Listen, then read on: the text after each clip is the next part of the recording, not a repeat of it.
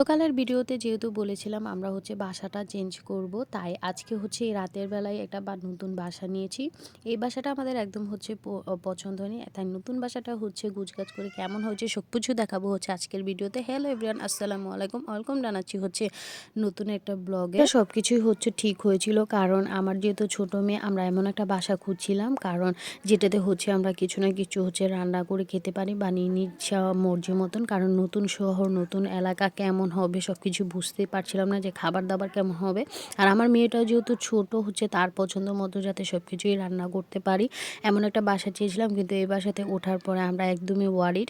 ওরা বলছিল যে কিছুই দিবে না, আর এমনিতে অ্যাপের মধ্যে দেখেছিলাম যে সব কিছুই আছে। বাসাতে তো ওঠার সাথে সাথে কিছুই পাইনি, চাওয়ার পরে বলছিল যে এগুলো নাকি দেখানোর জন্য দেওয়া হয়েছিল। তাই আমরা আজকে নতুন বাসায় চলে যাচ্ছি। তো গুছগাছ করে এখানে আমি রেডি হয়ে নিয়েছিলাম। এমনিতে বাসাটা সবকিছু ভালোই ছিল, এই মিরর, তারপর ওয়াশরুম সবকিছুই ভালো ছিল, কিন্তু বাসাটার পুরোপুরি একদম কমপ্লিট ছিল না বলে একদমই ভালো লাগেনি। তাই আমরা সবাই এখানে রেডি টেডি হয়ে চলে যাচ্ছি।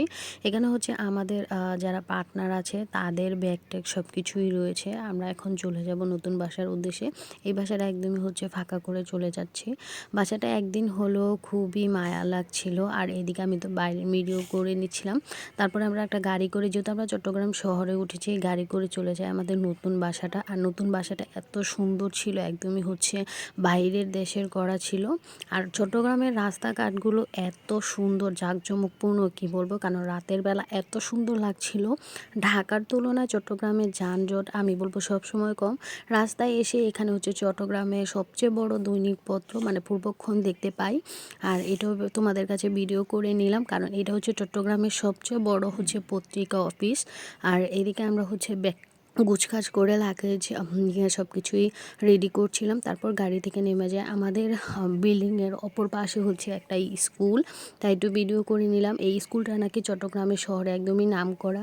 আর আমরা 4 তলার মধ্যে বাসা ভাড়া নিয়েছিলাম। এখন কষ্ট করে এই লাগেজগুলো আমাদের উপরে তুলতে হবে, যেহেতু 4 তলায়।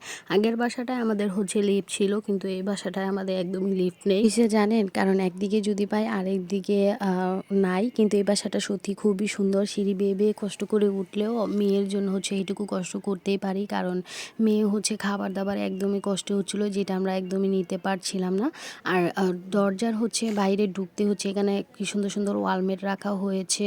আর দরজা দিয়ে ফার্স্টে ঢুকতেই এই মিররটা, আর গড়ের ফ্লোরটা করা হয়েছিল একদম বিদেশি স্টাইলে, কাঠের ফ্লোর ম্যাট দিয়ে। আর এটা ফার্স্টেই ঢুকতে এই কর্নার আমার রুম, এটা আমার ওয়াশরুম। আমার ওয়াশরুমটা অ্যাডজাস্ট, কিন্তু বাহিরে ওয়াশরুম সাথে নাকি মানে চট্টগ্রাম শহরে বাহিরের যত সব লোক এসে থাকে। এই বাসাটা আমার কাছে খুবই ভালো লেগেছে। আর এটা একটা মিরর, আর এখানে একটা বেড রাখা আছে, আর পর্দা দিয়ে বাড়িটাকে। আর এখানে একটা কাবার্ড রাখা আছে, আপনারা চাইলে যে কোনো কিছু রাখতে পারবেন। আমি এসেই বাড়িঘর পরিষ্কার করে দিলাম সব কিছু, আমি আর আমার পার্টনার গুছিয়ে নিয়েছিলাম। আর এইদিকে আমার বারান্দাটা, তেরবেলা বারান্দা থেকে আকাশটা দেখতে এত সুন্দর লাগছিল। আর আমার বারান্দা থেকে একদম ফ্লাইওভারটা কি সুন্দরভাবে দেখা যায়। আর বাড়িটা আমি তো সম্পূর্ণই বলেছিলাম যে ইউরোপীয় স্টাইলে করেছে, মানে দেখতে খুবই সুন্দর। আর এমন একটা জায়গায় যে মানে এরকম একটা জীবনে বাড়ি করতে পারলে খুবই সার্থক। একদিনের জন্য এরকম একটা বাড়িতে থাকতে পারে খুবই আনন্দিত ভাব। আর দেখুন এবার দিয়ে গাড়ি যাচ্ছিল, দেখে খুবই ভালো লাগছিল। আর এটা আমাদের কিচেন রুম। আর এই কিচেন রুমে সব কিছুই দেওয়া হয়েছিল মাশাআল্লাহ। আর কিচেন রুমটা এত বড় ছিল, স্পেসটা মানে প্রত্যেকটা মেয়ে, এই বাসাটা এমনভাবে করা হয়েছে প্রত্যেকটা মেয়ে চায় এরকম একটা বাসা সে করবে নিজের মতন করে, এত সুন্দর করে। মানে সব কিছু আলহামদুলিল্লাহ খুবই সুন্দর ছিল। আর এইটা মিরিওর, আর মিরিওর সাইডে ওই সাইডে একটা রুম, যেটাতে আমার পার্টনার রয়েছে। আর এটা আরেকটা রুম। আর এটা ডাইনিং স্পেস। ডাইনিং স্পেসটা এত সুন্দর, এই গ্লাসটা লাগানো ডাইনিং স্পেসের লুকটা খুবই ভালো লেগেছে। এখানে একটা ফ্রিজ, তারপর টেবিল, মানে সব কিছুই দেওয়া আছে।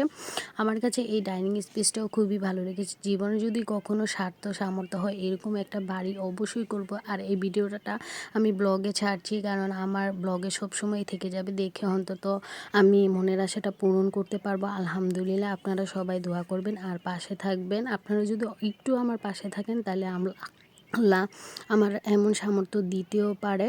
অবশ্যই আমার পেজটা একটু ফলো দিয়ে রাখবেন আর লাইক কমেন্ট শেয়ার করতে একদমই ভুলবেন না।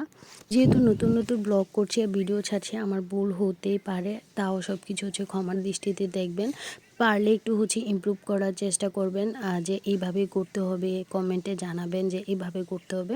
অন্তত কেউ মজা নিয়েন না। সব কিছু নিয়ে হচ্ছে এই বাড়িটা খুবই আলহামদুলিল্লাহ খুব ভালোভাবেই পেয়েছিলাম। আমাদের পার্টনারদের বারান্দা থেকে তো রাতের আকাশটা আরও বেশি সুন্দর লাগছিল, কারণ এইদিকে হচ্ছে বাড়ি আর বাড়ি, মানে খুবই সুন্দর লাগছে। চট্টগ্রাম শহরটা যে এত সুন্দর হতে পারে মানে অবিশ্বাস্য। হয়তো বা ঢাকার মতো এত উন্নত না, আমি এসব ভিডিওতেই বলছি, কিন্তু চট্টগ্রাম শহরটা একদমই শান্তপূর্ণ। সেটা খুবই ভালো লেগেছে। আপনারা যদি কারো হচ্ছে চট্টগ্রাম গ্রামটা হচ্ছে বা শহরটা ভিজিট করেন, খুবই ভালো লাগবে আপনাদের কাছেও।